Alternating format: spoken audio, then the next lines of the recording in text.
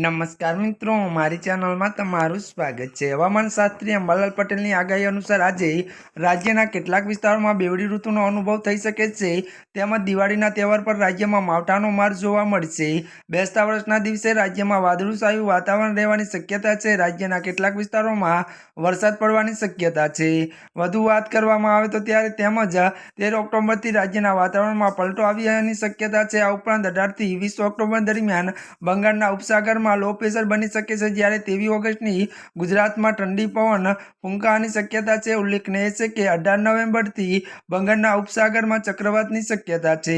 મળતી વિગતો અનુસાર વધુ જણાવી દઈએ કે નવેમ્બર મહિનામાં પણ ત્યારે મોસમનો બેવડો માર સહન કરવાનો પડી શકે છે।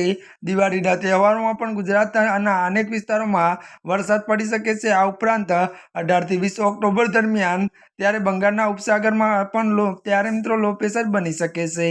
ત્યારે મિત્રો આજના માટે બસ આટલું જ। અમારી ચેનલમાં નવા હોય તો અમારી ચેનલને લાઇક, શેર અને સબસ્ક્રાઈબ કરી દેજો। ધન્યવાદ।